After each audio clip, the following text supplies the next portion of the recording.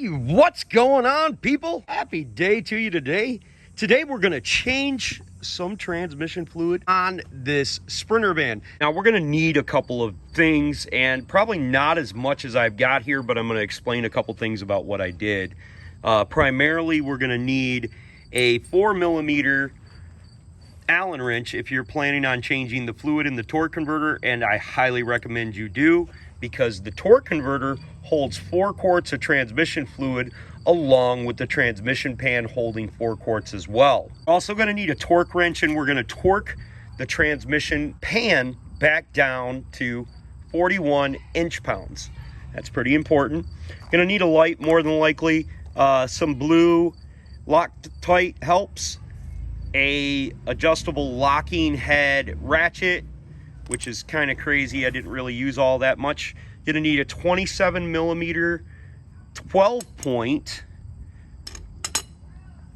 a flathead screwdriver, potentially an extension on a 3/8, but you can use a 1/4 inch as well, a 5mm socket.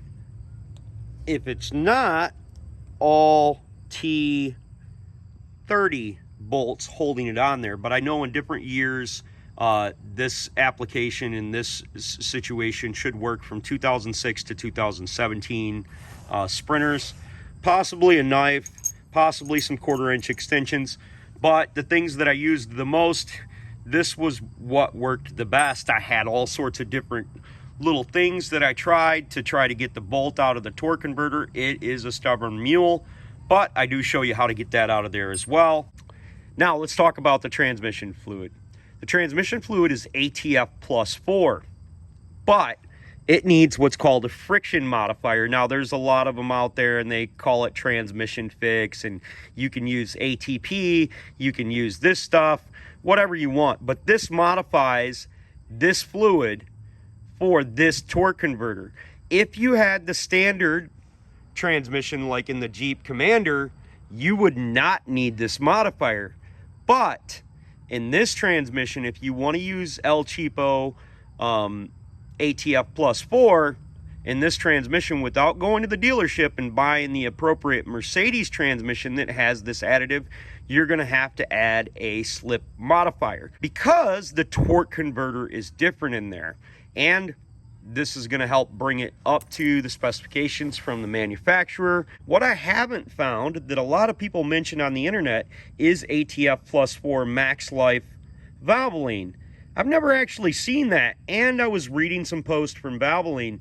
They don't recommend it, but if you ever go out and buy this stuff and you want to know if it'll work in your transmission, just flip it over and look at the back of it and it'll explain it to you. And ATF plus 4 is not listed on the back of that, so I don't recommend using it. Paper towel is going to come in handy, a little bit of brake cleaner, and obviously in my situation, like I said before, 8 quarts of ATF plus 4. Also, you're going to need a shallow 8mm socket or an inverted E10 Torx. I can't really believe that I forgot to mention what this torch is for. It's not for smoking crack. It's there just in case we have to burn this sucker down because we can't get that torque screw out of that torque converter. Little bit of patience, folks, goes a long way. So my name is Clay with the Clay Way here in Muskegon, Michigan, and I believe my videos and my purpose here on the planet is to inspire and empower people just like you to do things themselves and to show you that if anyone else can do it, you can do it too. If my videos are helpful, please consider subscribing, clicking the notification, sharing my videos, give me them sweet old thumbs up. And if you've got a question for me, you can hit me up on Clay's AC and Auto Repair on the Facebook Messenger. Send me a direct message. I'll try to help everyone that I possibly can if it's automotive related, but I can't help you with that old baby mama drama. Remember, don't be the next to them, be the very first to you. And if anyone else can do it, I promise you can do it too. Let's get rolling. In addition to a drain pan, we've also got a larger catch, we've got some rubber gloves, and we've got a jack stand. We're obviously going to need a jack, and we're going to jack this vehicle up. I'm going to show you some things about jacking this up. Now, you can jack a vehicle up on just about anything that has a major structure to it. A lot of vehicles have what's called pinch welds across here.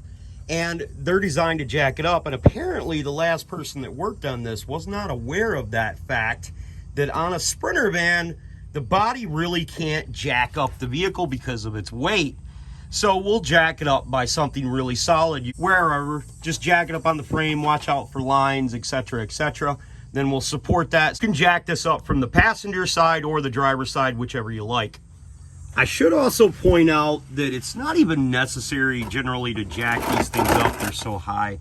Just depends on your size. The first thing we're going to do is we're going to let the vehicle cool down. And the reason that we want it to cool down is we want all the fluid inside the pan, or as much as possible. When we drain this fluid out, we're not going to get all the fluid out of it. There's still going to be fluid up inside the torque converter. Okay, for the first step, we're going to use a T30 and a drain pan to catch our fluid that's going to come out the back. Yeah, that fluid doesn't look the greatest. Now, at this moment, you want to kind of take a dip with your finger inside that fluid. Smell what it's like. Smells like poo-poo butter to me. This vehicle has 269,000 miles on it. The recommended service interval for this vehicle is 100,000 and then 60,000 thereafter. That's just for the fluid. The first is a fluid and filter change at 100,000, and then the second is just a fluid change at 60,000. But heck, I think it's going to be pretty easy to get this out. Another guy was removing the cross member on here, and I think he just read the book and then made a YouTube video. I'm not so certain that you need to do that. Now, depending on what year you've got, you're going to use the T30 and possibly the 6mm for the bolt down there. In this situation on this Sprinter, it's only T30 bolts holding it on, and I don't have any extensions on there because you can get to all the bolts up underneath the lips with just a regular ratchet. Okay, I'm gonna remove the 4 corner bolts first. There's a total of 6 bolts and a 7th bolt up here in the front. You can use an 8mm or an inverted T10 Torx. Now you only have to loosen that bolt up, and it's gonna allow you to pull the heat shield off of there, but leave it connected to the clamp that's gonna hold down your pan. Now at this point, we should just have the 2 last remaining bolts. I've loosened them up. You're gonna wanna put your hand up underneath here once you go to take out the last bolt.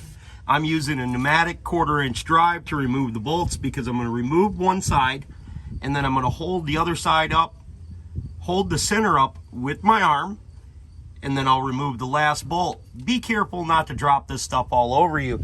I have a larger attachment for my drain pan, so hopefully I don't have it all over the place. Because I had both bolts loosened before I removed the one, it allowed me to set it down up here on the front.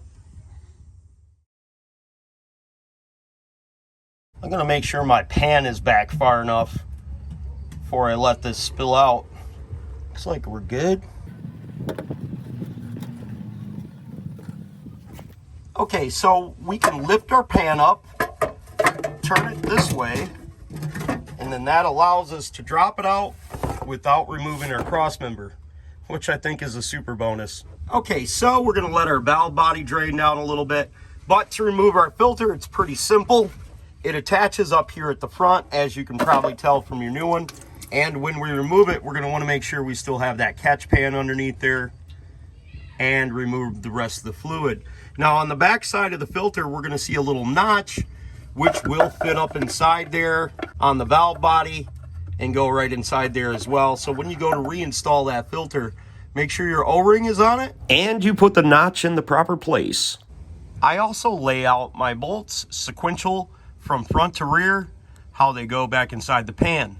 The reason that I do that is because sometimes they have wear marks where they wear on the side of the pan and they wear into their placement. So putting them back in the same orientation and in the same position is always best practice, even if it's not necessary, because there are times where it is extremely necessary, especially on Sprinter vans, because they will have bolts that are identical, same thread and pitch, but 5mm difference in length, and that extra 5mm on a Sprinter van can blow a hole in the other side of the aluminum and cause you big problems like oil leaks.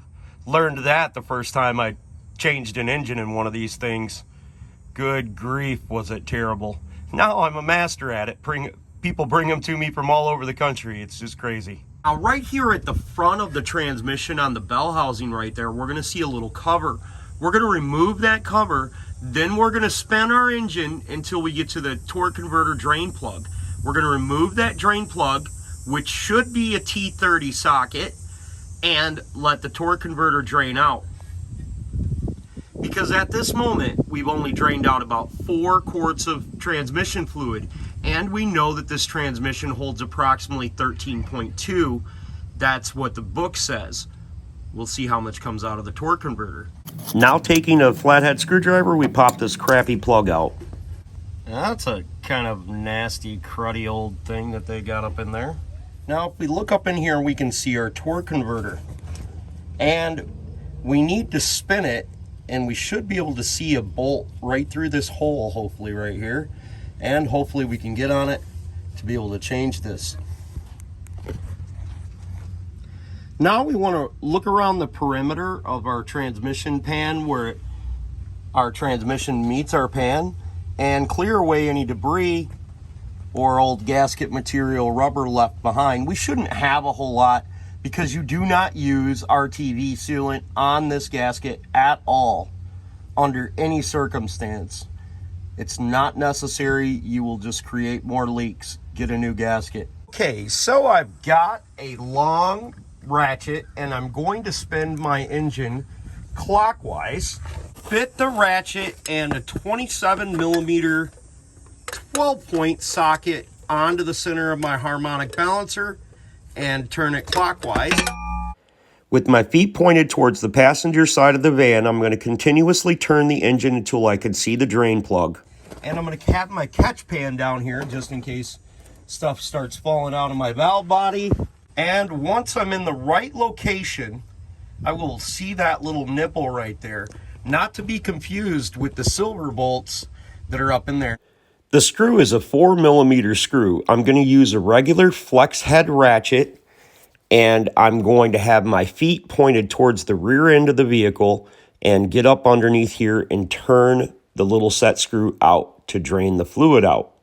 Now, I know that wasn't easy to get that 4 millimeter out of there, but there's a lot of air trapped up in there, so we're going to need to let this drain out for quite some time until it stops dripping. Okay, so let's talk about your transmission pan. When you take it off of here, you're going to see that this magnet has a bunch of buildup on there. This is actually very small amounts of buildup for something that has 270,000 miles on it.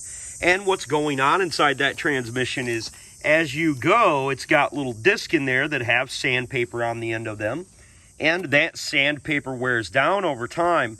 Them molecules go down inside your transmission fluid and they kind of bind it. I don't personally agree with changing transmission fluid because the hydraulic pressure that transmission fluid can take generally doesn't change over time because of the heat and the temperatures that a transmission can absorb, or the transmission fluid itself, because it's basically hydraulic fluid.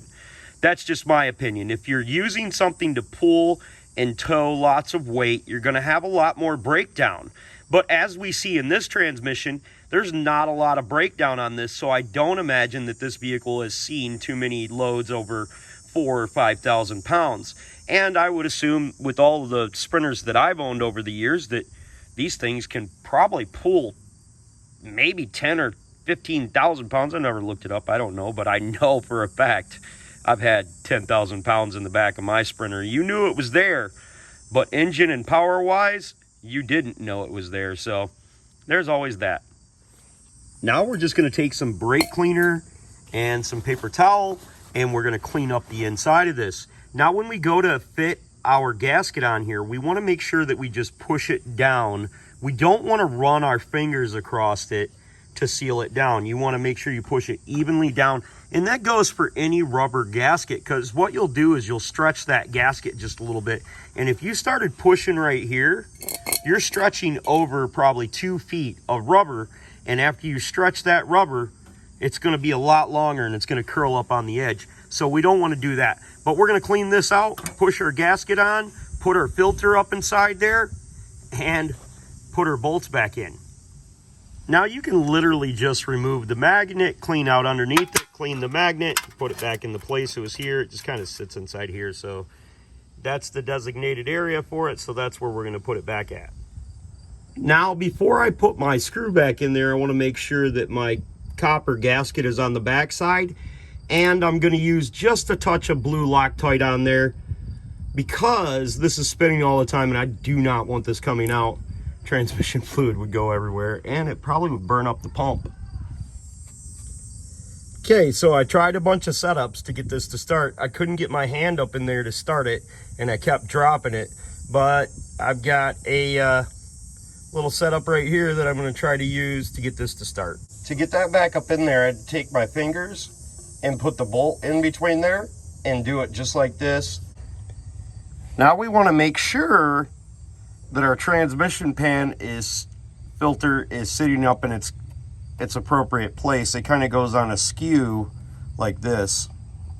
Now when you tighten these up, I went from my center bolts, then I went down here, then I went over here to the opposite corner, going back down here, and then back up here. 41 inch-pounds. Now we're going to need to raise the bonnet, go up underneath the hood, and down here between the reservoir and the oil fill neck, we're going to need to pull the plug out that is covering the transmission dipstick tube. If you don't have a transmission dipstick for your Sprinter, which they do not come with, you're going to need to order one off of Amazon or eBay or something like that. Pulling that out of there, that allows us to check and fill the transmission fluid. Now for the fill procedure, we're going to install 4 quarts of transmission fluid. You could put 5 in there. We know we took out 8, at least 8. So we're going to replace 8 in here, but we need to put in 4 or 5, then start the vehicle, let it get up to operating temperature, and then fill it with the rest of the fluid so it goes inside the torque converter properly and it don't start coming out our dipstick tube. At this point, I've added 2 quarts of the transmission fluid. Now I'm going to add my shift modifier and I'm going to start the vehicle up so it can work its way up into the transmission. Trust me, you definitely need to set a catch pan underneath the vehicle because you are going to have some spillage when you're pouring in your transmission fluid. Now once we put our initial amount in there, we want to check underneath it to make sure it's not dripping with the engine running and we don't have any drips or leaks, so we can continue to put our other 4 quarts inside there.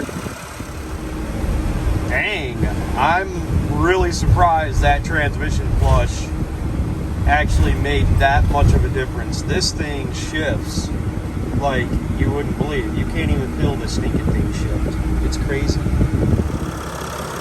Okay, so we got us a dipstick off of Amazon and you pretty much stick it down inside there. Doesn't really seem to fit inside the tube, but we're not supposed to leave it in there anyways because there's supposed to be a cap over the top of this, and when you pull that cap off and you shove that dipstick down inside there, you should be able to put it down there until it stops on the bottom. And then we look at it, and as long as it's in the center, we should be good to go. If you ordered a dipstick like mine off of Amazon, you're going to have some protrusion and it's only going to be minimal. The Sprinter does not come with the dipstick. It comes with a cap that blocks the fluid from pressing back out of the tube under pressure. So you need to make sure you replace this cap and put this cap back on there. Hopefully that video was helpful for you folks, and not having to jack that transmission up makes a big difference. Like in other videos that I've seen, I'm guessing that they were just following what the book told them to do, but it's not necessary to on most of these Sprinters. Remember, if you want to see neat stuff like this, I do a lot of different things on Sprinters. Check out my Sprinter playlist where we do off-road deletes and do intake cleaning, turbo removals, all that jazz. And if you dig what I do and you need a little bit of help, I'm here in Grand Rapids and Muskegon, Michigan. You can ask me a question on Clay's AC and Auto Repair. I'll certainly try to answer every single one of them that I possibly can. I can't help you with that old baby mama drama, but I may be able to help you with your whip. Remember, no matter what it is in life, if anyone else can do it, I can promise you, you can do it too. Blowing out my candle ain't going to make yours any brighter. Don't be the next to them and be the very first to you. God bless, folks, and have the absolute best of days.